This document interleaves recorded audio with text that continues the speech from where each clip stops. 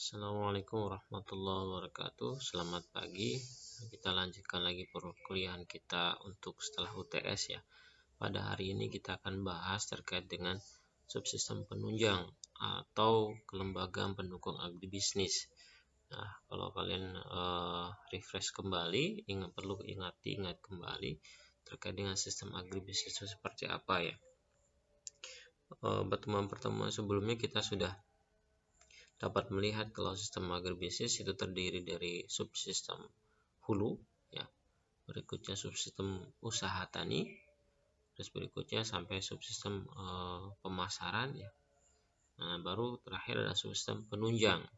Nah, ya, nanti kalian bisa lihat lagi di materi-materi sebelumnya yang dalam bentuk diagram itu ya. Nah, untuk hari ini kita bahas terkait dengan subsistem yang terakhir, yaitu subsistem penunjang. Subsistem penunjang agribisnis ini perannya sangat penting, terutama untuk menciptakan sistem agribisnis yang tangguh dan kompetitif. Ya, ini sangat penting walaupun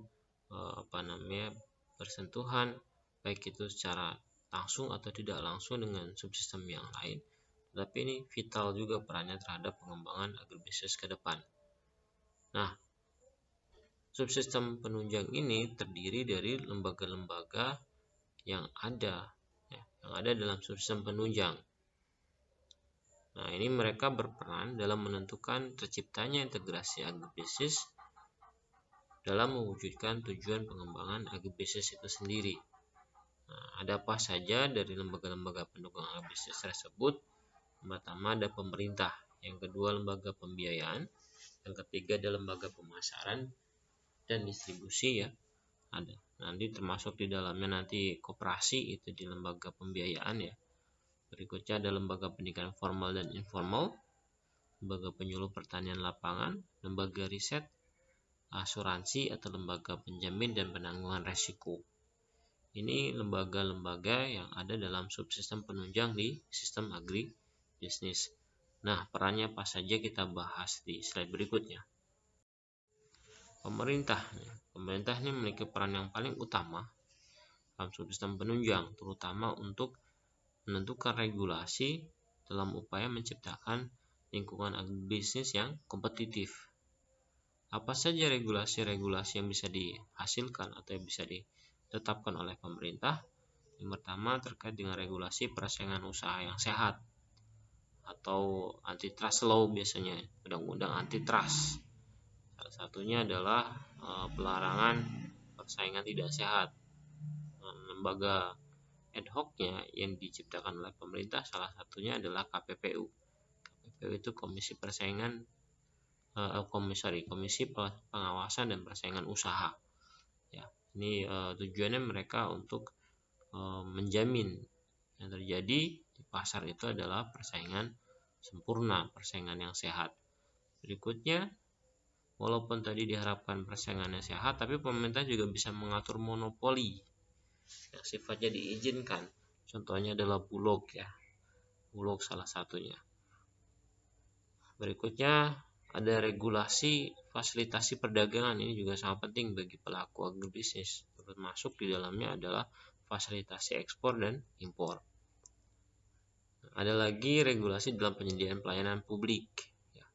Pelayanan publik ini juga penting, termasuk perizinan ekspor, perizinan impor, ya. Terus termasuk di dalamnya adalah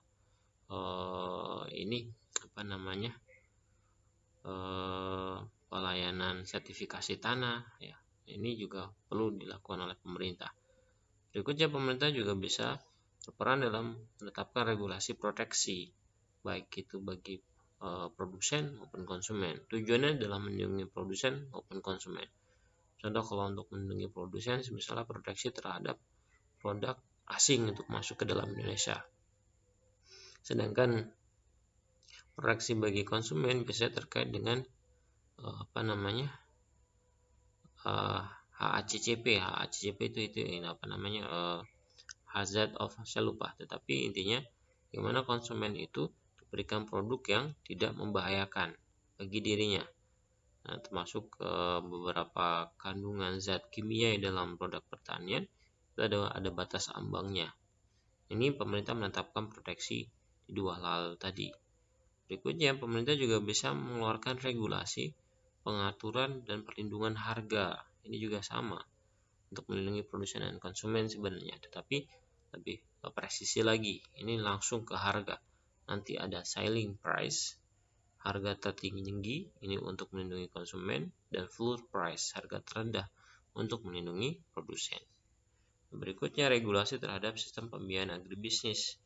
Ini juga perlu dibuat oleh pemerintah, karena memang terutama subsektor usaha tani mereka tidak bankable ya,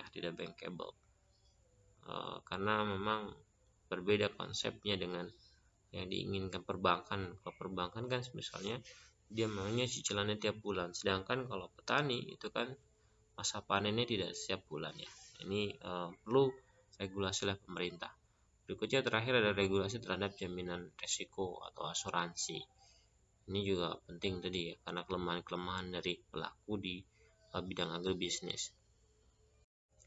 Yang kedua, peran lembaga pembiayaan. Lembaga pembiayaan memiliki peranan penting dalam pengembangan usaha agribisnis, terutama dalam pembiayaan modal investasi dan modal kerja. Nah, pembiayaan ini tidak hanya diberikan kepada subsistem usaha tani saja ya, tapi juga diberikan dari sektor hulu sampai hilir. Contohnya adalah misalnya industri teknologi, ini juga perlu diberikan pembiayaan ya. Terus ke sektor hilir pemasaran misalnya, ini juga perlu diperlukan peran lembaga pembiayaan bagi pelaku-pelaku di bidang pemasaran agribisnis. Berikutnya, akses pembiayaan kepada subsistem usaha tani juga belum mendapatkan dukungan pemerintah ya, karena tadi beberapa kelemahan dari subsistem agribisnis ya, tidak semuanya bisa memenuhi jaminan dari lembaga pembiayaan, pemasaran dan distribusi. Nah, ini juga perannya sangat penting ya. Kenapa? Karena lembaga pemasaran dan distribusi ini merupakan penghubung atau fasilitator antara konsumen dan produsen. Nah, ini konsumen disebut sebagai defisit units, yaitu sekelompok masyarakat, sekelompok orang yang memerlukan barang, dan produsen disebut dengan surplus unit, yaitu sekelompok masyarakat yang memiliki kelebihan barang. Ini perannya vital di sini, menjembatani antara dua tadi ya. Berikutnya, berperan juga dalam memperkuat integrasi antar subsistem dalam sistem agribisnis. Ya, kalau tidak ada pemasaran sudah bubar ya. Buat apa memproduksi barang jika tidak bisa dijual. Berikutnya, diharapkan lembaga pemasaran dan distribusi dapat bertindak efisien ya, tidak hanya mementingkan kepentingan pribadi. Salah satunya adalah itu ya, tengkulak ya. Tengkulak itu harapannya sebenarnya tidak hanya ya tadi menumpuk keuntungan untuk pribadi ya, sehingga mainkan harga sedemikian rupa, tetapi diharapkan lembaga pemasaran tadi bertindak efisien yang tercermin dari rendahnya margin harga antara produsen dengan konsumen itu ya, atau ada pembagian keuntungan yang adil ya antara produsen ya. Produsen ini bisa produsen mesin, teknologi dan segala macam, bisa juga petani ya, dengan pedagang ya, atau lembaga pemasaran. Berikutnya adalah lembaga pendidikan formal dan informal. Perannya seperti apa dua lembaga ini? Untuk pendidikan formal, peran yang paling utama adalah memproduksi atau menghasilkan lulusan atau tenaga yang sifatnya terdidik dan terampil ya, yang mendukung pengembangan agribisnis. Jadi tidak hanya terdidik saja, tapi harapannya juga sampai terampil ya. Berikutnya, pendidikan informal, ini perannya juga hampir sama, menciptakan atau menghasilkan tenaga, tapi sifatnya lebih pada tenaga yang terampil yang tidak dapat mengakses pendidikan formal. Berikutnya ada lembaga penyuluh pertanian lapangan. Dulu PPL itu perannya besar, terutama dalam menyampaikan atau memperkenalkan berbagai program peningkatan produksi pertanian ya, apalagi ketika swasembada beras itu peran mereka sangat vital karena jadi garda terdepan bagi pemerintah untuk mendorong petani bisa memproduksi secara efisien dan produktif ya. Nah, tetapi untuk saat ini peran PPL ini harapannya tidak lagi hanya sebagai penyuluh. Kenapa? Karena dinamika bidang agribisnis berkembang sangat cepat. Sehingga harapannya PPL selain sebagai penyuluh juga bisa bertindak sebagai fasilitator atau konsultan pertanian rakyat. Hingga kebutuhan-kebutuhan apa saja yang diperlukan oleh petani itu bisa diadukan ke PPL ya. Berikutnya ada lembaga riset. Nah, lembaga riset ini perannya terutama adalah dalam mengembangkan produk agribisnis ya. Produk agribisnis itu sendiri terkait dengan penciptaan bibit unggul, terkait dengan metode pertanian yang bagus ya. Ini peran utamanya di situ. Ya, tapi lembaga riset juga dapat meningkatkan kinerja subsistem agribisnis secara menyeluruh dari sektor hulu sampai sektor hilir. Contohnya adalah peningkatan kualitas teknologi. Nah, ini sektor hulu ya. Ini juga penting. Penciptaan bibit unggul, pupuk berkualitas ya. Ini peran lembaga riset di sektor hulu. Sedangkan sektor hilir salah satunya adalah terkait dengan pembaharan metode pemasaran. Ya, ini perlu keberadaan lembaga riset di bidang pemasaran terutama bagi pelaku usaha tani ya, yang notabene kadang menjadi korban dari keberadaan tengkulak ya. Tetapi lembaga riset tidak bisa berjalan sendiri, ini perlu peran pemerintah juga. Peran pemerintah yang pertama adalah dalam akses pembiayaan ya.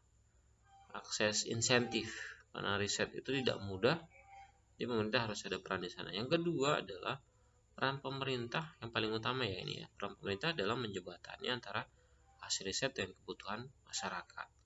Jangan sampai riset sudah dibuat sedemikian rupa, susah, hasilnya bagus tetapi tidak aplikatif di masyarakat. Atau masyarakat tidak bisa mengakses, atau masyarakat tidak tahu kalau ada hasil riset seperti itu. Nah, ini perlu peran pemerintah. Terus berikutnya adalah lembaga penjamin dan penanggulangan risiko. Ini biasanya ditanggung atau dipikul oleh asuransi ya, lembaga asuransi. Nah, risiko sektor agribisnis yang besar ini sebenarnya ya bisa diatasi dengan teknologi dan manajemen yang mumpuni, yang handal. Tetapi tetap ya dibutuhkan lembaga penjamin dan penanggulangan risiko untuk menghilangkan kekhawatiran pengusaha dalam bidang agribisnis ya, biar tidak was-was, wah takut nanti gagal panen dan segala macam. Maka ini perlu lembaga penjamin dan penanggulangan risiko. Nah, asuransi pertanian yang merupakan salah satu lembaga penjamin dan penanggulangan risiko yang berperan besar bagi petani dalam menjamin keberlangsungan usahanya. Ini mulai banyak nih, lagi ada peraturan pemerintah yang sudah mengarah ke sana ya. Jadi ada asuransi pertanian, karena pertanian ya, sifatnya tadi ya beresiko besar karena iklim yang tidak pasti, cuaca yang tidak pasti, jadi mereka rentan terhadap terhadap resiko-resiko di bidang pertanian. Atau ada instrumen hedging itu penetapan harga di awal ya. Untuk apa?